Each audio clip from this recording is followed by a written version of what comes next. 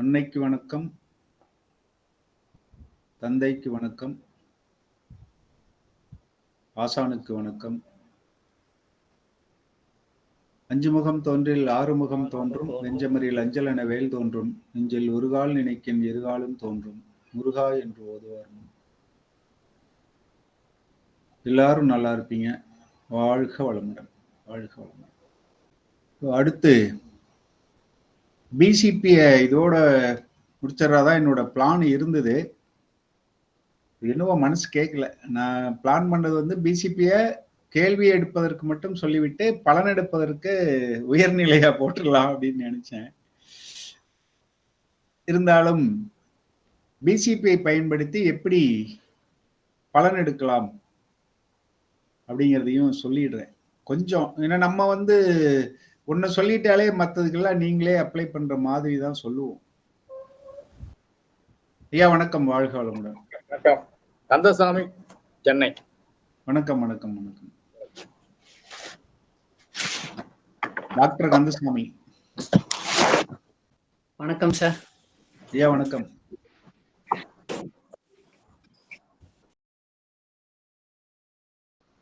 Note ரெடியா வச்சுக்கோங்க. சில விதிகள் பிருகு சைக்கிளை பயன்படுத்தி, அதாவது எப்படி கோச்சாரத்தை பயன்படுத்தி நம்ம பலன் சொல்லுவோமோ அந்த மாதிரி சொல்லலாம். முன்னாடியே கேள்வி என்னவா இருக்கும் அப்படின்னு பார்த்தோம் இல்லையா, அதேதான். இப்ப திருமணம் எப்பொழுது நடக்கும் அப்படின்னு கேக்குறாங்க. பிருகு சைக்கிளை பயன்படுத்தி எப்படி நாம வந்து அதுக்கு விடை தேடலாம் அப்படின்னு பாத்தீங்கன்னா, இங்க பிருகு சைக்கிள்ல நம்ம பயன்படுத்துறது பிருகு லக்னம். பிருகு லக்னம் ஒரு ஆண்டுக்கு ஒரு பாவகம் மாறுது அப்படின்னு பார்த்தோம். ஒரு ஆண்டுக்கு ஒரு பாவகம். அது சுத்தி வர்றதை பத்தி 2 நாள் நடத்திட்டோம். முதல் வயதுல 0 to 12 மாதம் லக்னத்திலும், 12 மாசம் முடிஞ்சு 24 மாதம் வரல, அதாவது 2 வருடம் முடிகிற வரையிலும் 2ஆம் பாவத்திலையும் இருக்கும் அப்படின்னு சொல்லி பார்த்தோம். இதை ஆழமா புரிஞ்சுக்கணும்னா டிகிரி வைஸா பார்த்துக்கணும், அதுதான் சரியா இருக்கும். ஏன்னா ஒருத்தருக்கு லக்னம் 29 டிகிரியில இருந்துச்சுன்னா ஓரிரு மாதங்கள்லயே அது வந்து மாறிடும். இருந்தாலும் பொதுவாக நாம இப்படி எடுத்துக்கிறோம். இப்ப கேள்வி என்ன? திருமணம் எப்பொழுது நடக்கும்? திருமணத்துக்குரிய பாவம் அல்லது பாவகம் 7. அது ஆணா இருந்தாலும் பெண்ணாக இருந்தாலும் திருமணத்துக்கு உரிய பாவகம் 7. பிருகு லக்னம் எங்க போயிருக்கணும்?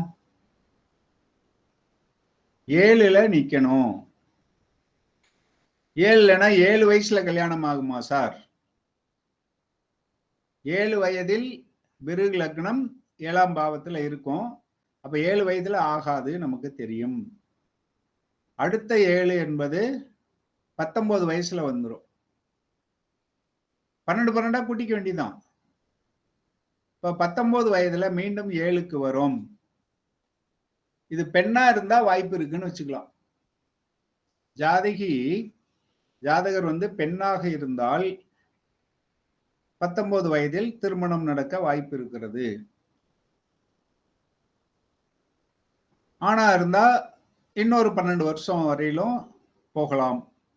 என்ன சார், அப்புறம் 12 வருஷம் கழிச்சுதான் பண்ண முடியுமா அப்படின்னா, இப்பதான் நம்ம அடிப்படை விதிகளுக்குள்ள வரோம். திருமணத்திற்கு கொடுப்பினை அப்படிங்கிறது முதன்மையானது 7, அதனாலதான் 7 ஆரம்பிச்சோம். அப்புறம் 7இன் திரிகோணங்கள் 7, 11, 3.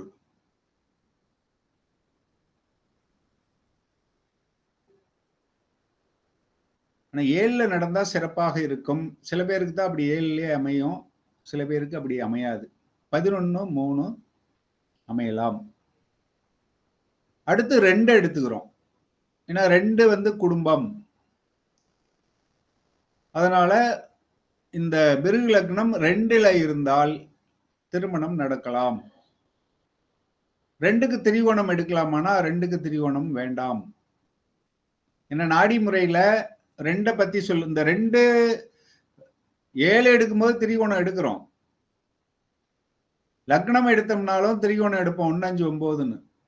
7 எடுத்தா 3 7 11ன்னு எடுப்போம். 2 எடுக்கும்போது ஏன் திரிகோணம் வேண்டாம்னு சொல்றேங்கிறத நம்ம வகுப்புல முன்னாடி சொல்லியிருக்கோம். நாடி முறையில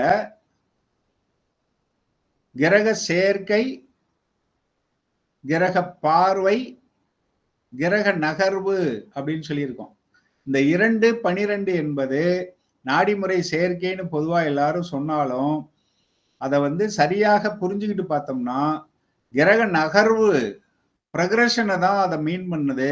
அதனால 2 சேர்க்கை என்பது திரிகோணத்தை எடுக்க கூடாது.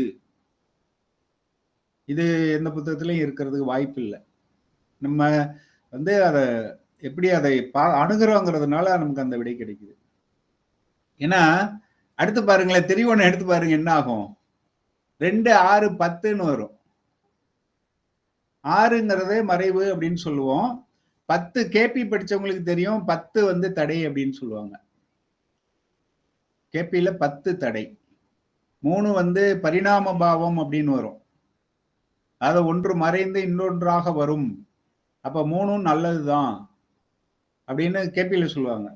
அதே சமயத்துல 10 சொல்லும் போது அது ஒரு தடை அப்படின்னு தான் சொல்லுவாங்க. உச்சி பாவமாக இருந்தாலும் கேபியில், ஏன்னா எல்லாத்தையும் கலந்து எடுக்கும் பொழுது நமக்கு ஒரு நல்ல விடை கிடைக்கும். இங்க ஏன் திரிகோணம் வேண்டாம்னு சொல்றோம் அப்படின்னா 2ங்கிறது நகர்வு தான். பார்வைங்கிறத திரிகோணத்துக்கு எடுக்க முடியும், நகர்வை திரிகோணத்துக்கு எப்படி எடுக்க முடியும்? அது திரும்ப இன்னொரு 5 வருஷம் கழிச்சு அங்க போகும். அதெல்லாம் நகர்வு போக முடியாது. நகர்வுல திரிகோணத்தை எடுக்கக்கூடாது. அதனால திருமணத்திற்கு என்னென்ன பாவம் எடுத்துக்கலாம்னு பாத்தீங்கன்னா, 1 நான் முதல்ல சொல்லல, அது என்ன, அது கடைசியா தான் வரணும். 7ல இருந்து வரும்போது 1 கடைசியா தான் வரும். 1 2 5 கூட எடுத்துக்கலாம். 3 7 11. 1 2 3 7 11 இதுதான் சரியா இருக்கும். இப்ப பிருகு லக்னம் 1 2 7 11 3 இதுல எல்லாம் இருக்கும் பொழுது திருமணம் நல்லபடியா நடக்கும் அப்படின்னு எடுத்துக்கலாம். இது எதுக்கு 1 2 7 சொன்னோம்? அது முக்கியம். ஏன்னா நம்ம நாடி படிச்சுக்கிட்டு இருக்கோம், உடனே குருவுக்கு பார்த்துருவீங்க. குருவுக்கு பார்க்கணுமா, எதுக்கு பார்க்கணுங்க? லக்னம் தான். ஆமா, ஜனன லக்னத்துக்கு அல்லது பிறவி லக்னத்துக்கு தான் இதை பார்க்கணும். லக்னம் இல்லைன்னு சொன்னீங்களே சார் அப்படின்னா, லக்னம் அவசியம் இல்லைன்னு தான் சொன்னமே தவிர தேவையில்லைன்னு சொல்லல. சரி, திருமணத்துக்கு எடுத்துட்டோம். இப்ப குழந்தைக்கு எல்லாம் நீங்களே சொல்லிடுவீங்க. இப்ப குழந்தைக்கு நீங்களே சொல்லுங்க. 5 குரு 5 5க்கு திரிகோணம் 9. அப்ப 1 5 9